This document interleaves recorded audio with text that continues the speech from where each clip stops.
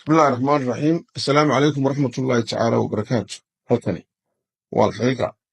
falida barnaamijkeenu caawa waxa weeyaan shaqaaqadii ee lagu dhintay ka dhacday qornugud area iyo niman gudida garxashi sheegta oo ka hadlay waa qodobka koowaad. qodobka labaadna waxa weeyaan arrintii isbahaysiga ee ka dhexaysay maxamuud xaashi iyo xirsi oo cirkaas ku shareertay iyo halka wax marayaan. labadaa qodob ayaan doonayaa u taagan inaan ka hadlo. aan bilaabay qodobka koowaad waa shaqaaqadii ka dhacday qornugud area. shaqaaqadaas waxay ku bilaabantay nin xanuunsanaya oo reer qornugudah oo dhowr goor horena u galay nimankaa inay dileen ninkaa oo meydkiisiina nimanay qaraabayiin ay qaateen oo buuhooda la geeyey sidaa warka ku hayo. waxaa ku xigtay laba nin oo ayaguna deegaankan galbeedka buuhoodla ah ama maxamed abakor in ay soo gaadeen ama ay saleen dhinaca kuwa buuhoodleh kadibna ay labadii nin dileen nin ahaan. ninkii soo hadhay markii kii ay dileen qorigii astiree ka dulqaata inuu dagaalamay isaguna labana uu dilay ragna uu dhaawacay oo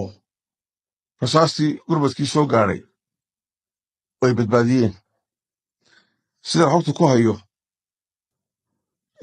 ninka dhintay waa nin qoyskoodu horena loo gaado labadii wiil ee yeesif ee hore loo dilay ee midna dhaawaca ku dhintay midna markii la gaadayba uu dhintay midna wuu dhalayba midna isagaa dhalay midna walaalkiiba dhalay sawar ku hayo. nin kale walaalahaayeenna waxaa igu maqaalin gooja cadda ku dhintay. qoyskaasi waa qoys gaalada qofkii saddexaad kaga dhintay ninkaa shalay la dilay. dadka buunbuuninaya ee dagaal ka dhigaya weyn oo dhacayo qoriqaari lagu kala qabsaday waxaan leeyahay warkaasi waa warkii magaranaysa aan waxba ka jirin arrinta dhacday taasay ahayd. haddaba waxaa aad iyo aad wax loogu qoslo ah ama la yaab ah nimanka hadlay ee guddida garxashi sheeganaya xisbiga waddani ah oo aynu ognahay taariikhda wixii ay dhigeen intii dagaalka laascaanood socday inay dafirayeen raggoodii oo ilaahay garxashi kuma jiro dagaalka iyo inay magaalooyinkii la gubay iyo dagaalkii qabiilka isu bedelay habar jeclo lagu weeraray dadkeeda lagu laayey inay lahaayeen kuwa xitaa u gudbaday raashinka u geeyey ay caayayeen ayaguna ay lahaayeen magaranaysa waan kasoo tushanaynaa iyaga oo markii dambena isku dayey iyo kuwa kale guddida sisaab inay magacii dagaalkaba bedelaan yidhahdaan kuwana dhex baa noo gaasha mana gogol dhiganaa oo dhulbahantiya waxaanu heshiisinaynaa garxash aamin habar jeclo ayadoo dhulbahantiya habar jeclo aan isdilin waxa lala dagaalamay somaliland ahayd cidda la dagaalamaysa soomaali o dhan ahayd. waa taariikh. waxaa haddaba la yaab leh hadalkoodan oo ayaan doonaya in yarna inta maqashiyo baa hadal beena hawada la mariyey in badan baa waxaan jirin la sheegay. waxaannu diyaar u nahay oo aannu garxajisweyne meel uu joogaba guda iyo dibad aannu ku wargelinaynaa inay heegan buuxa u galaan oo ay u diyaargaroobaan dalkoodana inay difaacaan dadkoodana difaacaan habar jeclana ay tahay walaalahoodoo ay meel ku wada dhimanayaan meelna aanay ku kala baxayn. intaasaannu u sheegaynaa. arrintaasina arrin loo dulqaadanayo maahe waa arrin aannu dal ahaan ku difaacayno oo dad ahaan ku difaacayno oo isaaq ku difaacayno oo ka midaysannahay oo wixii gaadhay wax annagana gaadha yahay. waa maqlayseen iyada oo ay run aanay ka ahayn ooy ka been tahay oo aad mooddo inay carruur u sheekaynayaan oo waxa kallifaya ee ka hadashiinayaan ay tahay oo lala xisbinimo iyo doorasho iyo cod habar jeclaa ka heshaa ayay beenta intaa leeg iyo munaafaqadda intaa leeg ay u badharayaan oo aan run ka ahayn. inaanay run ka ahayn qof kastoo caqlilu waa ogyahay carruurta ayaa ku garanaysa laakiin iyagu waxay isleeyihiin mana dadka waa ka caqli badan tihiinoo waxaa doontaan baa ugu sheekaysan karta inay habar jeclo u hiiliyaan oo ay maanta iska dhigaan niman hiilinaya waxaa ka horraysa kuwoodii sidan oo kale loo diray hiil daayo ma ka hadleen jawaabtu waa maya carruuraa lagu gowracay sacad yuuniso iyo maatiba la gowraco la laayay geeljiraa la aftuubay sacad yuuniso kuwii ugu dambeeyey waxaa kuwii ceerigaaba lagu laayay gaalada lagu laayay ee muuse ismaaciil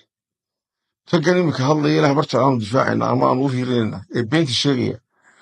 kuwii lagu laayay ayaga ahaa magacanay sheeganayaan ee lagu laayay ceerigaabo ee garweyn waxay kaga jawaabeen nabad bilaa shuruuda ayaga oo aan waxba weydiinoo ka wakiilahayn dadkaana aan mateli karin laakiin magacoodu iska sheeganaya inaad barta la hiiliso waxaa ka horraysa inaad kuwaaga sidan oo kale loo laayay hiil daayo aad ka hadasho may dhicin kuwan maanta hadlaya ilaah bar jeclo ayaan u hiilinaynaayee cimaamadaha sitee garxasi sheeganaya ee xisbiga waddani u ah kuwa aamusan ee hadli kari waayey ee iyaguna guddida habar jeclo sheeganaya ceelf weyne go'aan ka soo saaray markii horena dastuurka somalilan bedelay ee lahaa maxaydayiin isasaarka keenay ee ku dhici waaya inay tacsiideen dadkooda haddana iyagoo magacii reerka sheeganaya iyo kuwan hadlaya iyo garaadada dagaalka ku jira ee maxay soo joogo halkane ina garaad ismaaciil iyo ina garaad soofe suma wallahi way sugi waana rag wada tashado meel wada socda wax xutaanayo inagoo waxaa og oo arkayna waa isku mowqifii oo meel laga wada maamulo oo ay saacad walba wada tashadaan haddana waa kuwa sidii carruurteena loo dhaqmaya ee dhiigga iyo dilkaa dhacaya dadkoodii ku dhacaya mar walba ma garanaysaa ka hadlaya un siyaasad iyo sida cod lagu helaa ee sidii dadku carruur yahay ee maanta habar jeclaan ku yeelanayna iyagoo maxay matalaya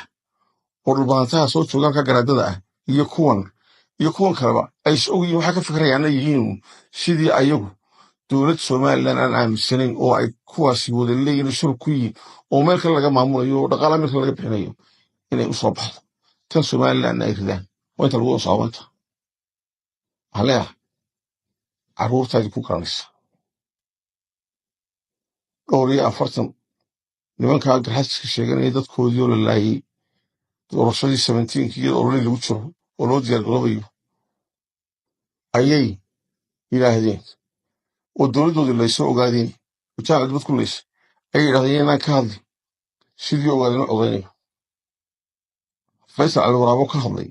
ayay nimankaa caawa hadlaya beenta sheegayey ay qabsadeen maxaad uga hadlaysaa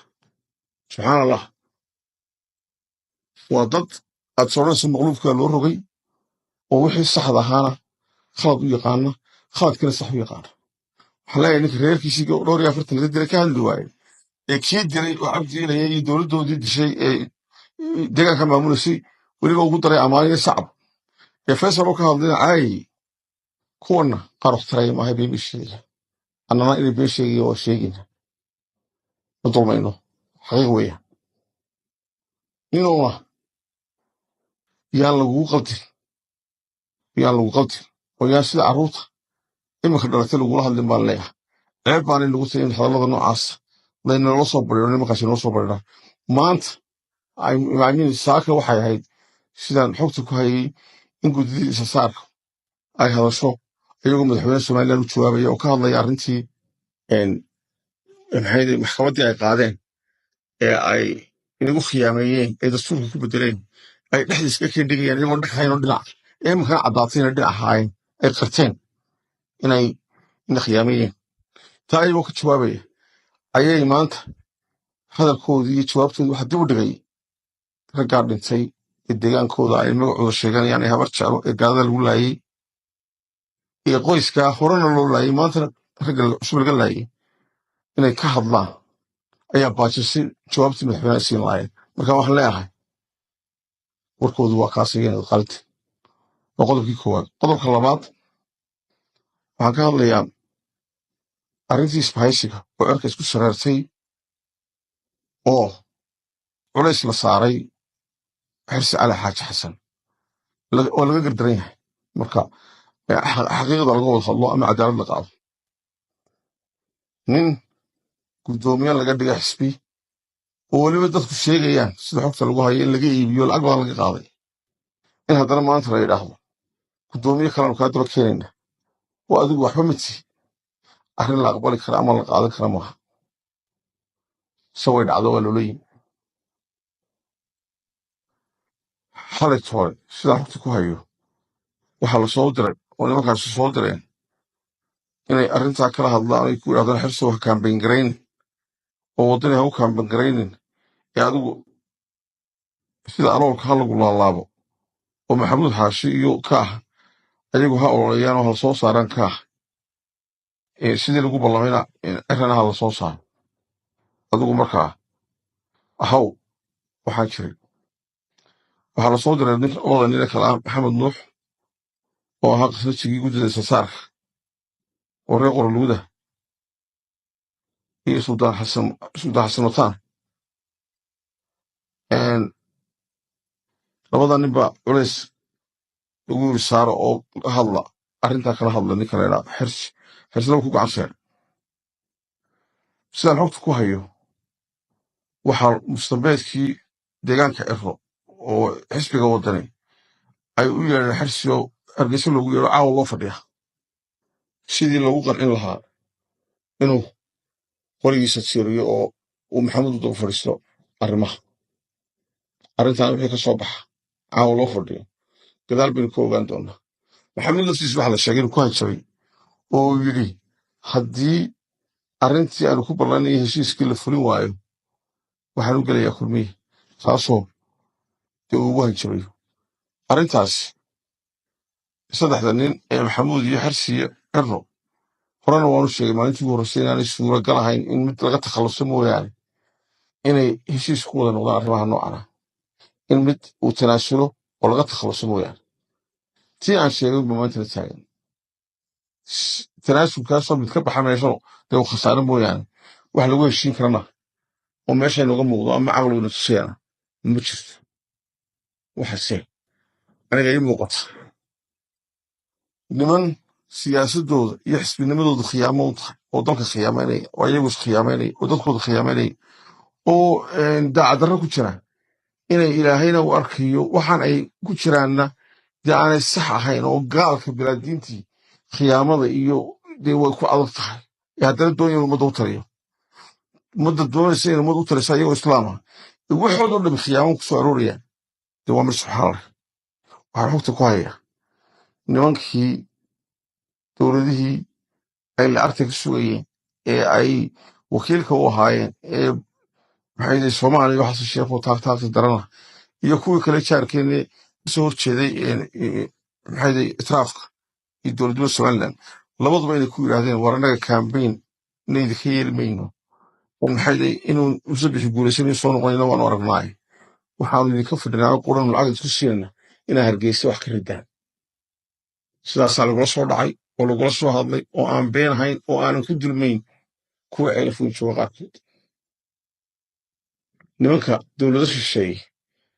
kula soo dhiiradeen dalkiinnii lacag baanu siinaa guba wax jira inaan ahayn dee way muuqata almuhiim halkaasaa nimanka arrintoodu maraysa shacabka reer somaliland iyo dowladdaba waxaan kula dardaarmaya doorashadu way dhacaysa nimankaana waa laga badinaya oo maantaba way rajo dhigeen ayaga iyo kuwii kale ee kuwa naf ka sugayaba waxa kaliya samayn karaan waa waxaa dowladaha shisheeye ku soo amrayaan oo ah